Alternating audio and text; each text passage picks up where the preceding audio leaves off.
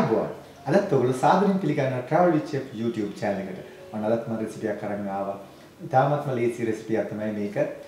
prawns අපි පාවිච්චි කරනවා. මේකද garlic butter prawn එකක් තමයි හදාගන්නේ. ඉතින් හරිම ලේසි.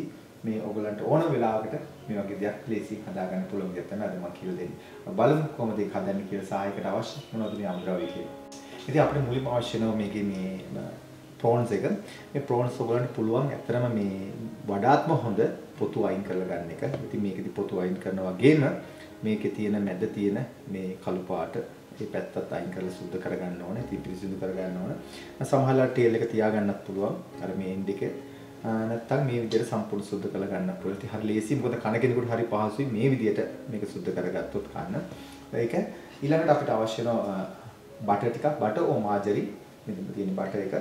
ඊළඟට වියලි මේ තක්කාලි මේ dry sun dried tomato එක මම පාවිච්චි කරනවා. ඒ වගේම මට අවශ්‍ය වෙන ප්‍රධාන වශයෙන් මේකට සුදු ලුණු ටික. ඊළඟට ලුණු අවශ්‍ය වෙනවා. ඊළඟට කෑලි මිරිස් තමයි ප්‍රධාන වශයෙන් අවශ්‍ය වෙන්නේ. අවසානයේ අපිට පුළුවන් ඕන ගම්මිරිස් පොඩි ටච් එකක් දෙන්න ගම්මිරිස් වෙනොත්. ඉතින් මේ ටික තමයි මේකට අපිට අවශ්‍ය වෙන ප්‍රධාන දේ. ඉතින් මේකේ රසය තියෙන්නේ වැඩිපුර මේ බටර් එකේ. බටර් garlic තියෙන එකේ තමයි මේක රස දෙන්නේ. මේක හරි ලේසි ඕන කෙනෙක් හදාගන්න පුළුවන්. හැබැයි ඉතින් මේ වගේ හදන ගොඩාක් විවිධ ක්‍රම තියෙනවා. ඉතින් මම ඔයගොල්ලන්ට කියලා දෙන්නේ ගෙදර අයට ලේසියෙන් මේක හදාගන්න පුළුවන් පහසු ක්‍රමයක්. අපි බලමු කොහොමද මේක හදන්නේ කියලා.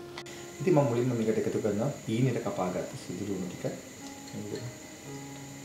ඊළඟට ලුණු සල්පයක්. ඊළඟට කෑලි මික්ස් මේක ඉතින් ගොඩක් දාන්න එපා යාන්තම් මේක දාගන්න. ඒ දාලා අපිට පුළුවන් ගම්මිරිස් පොඩ්ඩක් එකතු කරන මේකට ගම්මිරිස් ටිකකුත් ඒත් එකම ඔයිල් සල්පයක් එකතු කරනවා. මේක හොඳට පොට් වෙන ලේසි මේක එකට කවලම් වුණාට පස්සේ මේකත් එක්ක ඔක්කොටම එකට ඇවිල්ලා තියෙනවා තෙල් ගතිය තියෙන නිසා. ඉතින් මේකදී ඔයාලට අවශ්‍ය මේ ඉඟුරු දාන්නත් පුළුවන් මේකට. නමුත් මම මේකේ මට garlic ගතිය එන්න ඕන නිසා තමයි මම මේ විදිහට මේක පොඩි සීසනින් එකක් කරගත්තේ. මේකට 3-5 දාන්න යන්න එපා. ඒකතකොට වෙන දෙයක් වෙනවා.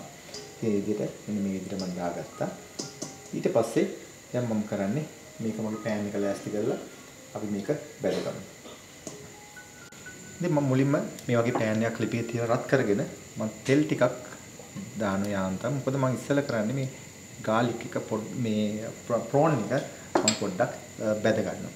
ඒ ඉවරුණාන් පස්සේ මම බටරුත් එක මේක කවලම් කරන්නේ.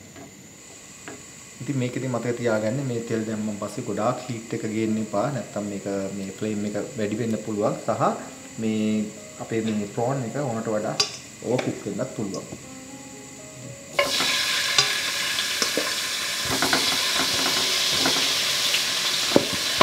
මේක මේ විදිහට යාන්තම් දෙලින් දැක ගන්න තියෙනවා. මොකද prawns එක අනිවාර්යෙන්ම අපි කුක් කරද්දි ඕනට වඩා කුක් කරන්න එපා. නැත්නම් රබරි ගතිය වෙනවා. එතකොට ඒකේ තියෙන මේ ටෙක්ස්චර් එක සම්පූර්ණ වෙනස් වෙනවා. ඉතින් ඔයාලට පේන ඇති මේ යාන්තම් මේක මේ කුක් කරලා තියෙන්නේ. දැන් මම මේක මෙතනින් අයින් කරගන්නවා. අයින් කළා මේක පැත්තකට අරගෙන පස්සේ තමයි මම නැවත garlic වලින් butter වලින් මේක කුක් කරගන්නවා.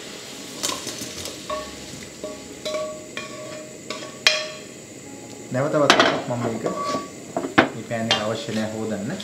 ඉතින් මම එකතු කරනවා මගේ butter ටික.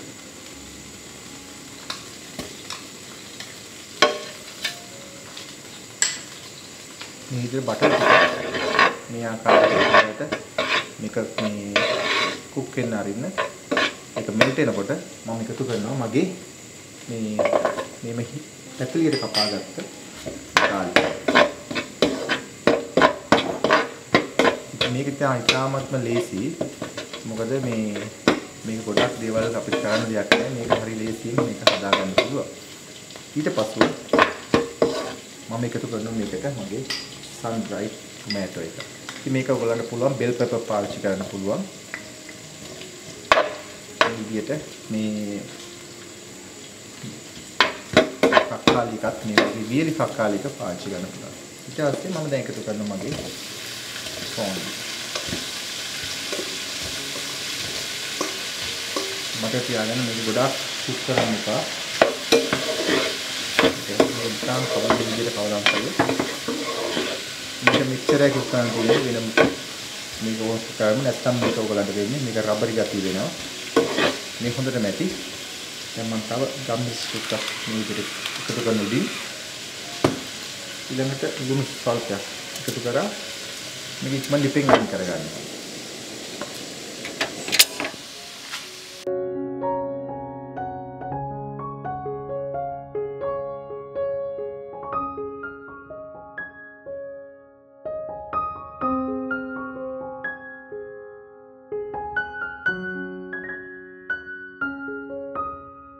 ඉතින් මේ ඔක්කොම දාලි වෙල මේකේ අවසානයේ ඉතුරු වෙලා තියෙන බටර් ටික ඔයගලන්ට පුළුවන් මේක වටේට මේ විදිහට දාන්න. ලස්සන ගානිෂ් වෙන්නේ. මේ ඔක්කොම බටර් එක තමයි තියෙන්නේ. මේකෙදි මතක තියාගන්න මම කලින් කිව්වා වගේ මේක 3-5 මුකුත් දාන්නේ නැහැ මේක. තාමත් ලේසියෙන් හදාගන්න පුළුවන් විදිහටයි මේක කරන්නේ.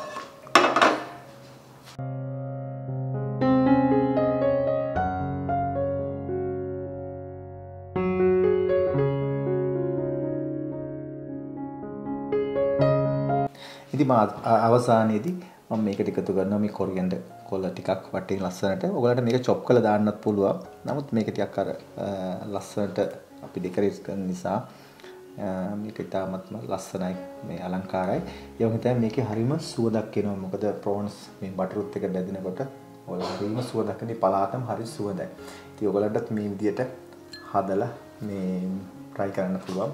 අදලා ඔයගලන්ගේ පවුලේ අයටත් දෙන්න පුළුවන් මේ විදියට. ඉතින් මේක ප්‍රෝන්ස් එක ඔයගලන්ට එක එක සයිස් වලට මේක ගන්න පුළුවන්. සමහර ඒවා ලොකු ඒවා තියෙනවා, පොඩි ඒවා තියෙනවා. නමුත් අර ප්‍රෝන්ස් ගන්නකොට මතක තියාගන්න ඔයගොල්ලෝ ෂෙල්ෆ් එකක් තියෙනවා නම් ඒකෙදි මතක තියාගන්න කුක් කරද්දි ඇතුළ ගොඩක් රබරි කරන්න එපා. ඒ ජූසි ගතිය තියෙන්න ඕනේ. ඊළඟට මේ වගේ ෂෙල්ෆ් නැතුව අයින් කරලා පොතු ගලවලා ඔක්කොම කරනවා නම් මේ ගොඩක් වෙලා පෑන් එකේ තියාගෙන බදින්න එපා. ඒක ඩ්‍රයි වෙලා ඒක නිකන් මේ හයියට දැනෙනවා.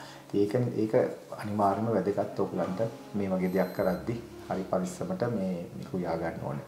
ඉතින් ඒක අර එක දවසෙම කරන්න බෑ. නමුත් ඔයගොල්ලෝ try කරාම මේක හරියට එනවා. ඒක හැපෙනකොට රබරි ගතිය නැති වෙන්න ඕනේ. මේ ජූසි ගතිය තියෙන්න ඕනේ. ඉතින් මම හිතනවා අද වීඩියෝ එකත් ඔයගොල්ලෝ යමක් ඉගෙන ගන්න ඇති කියලා.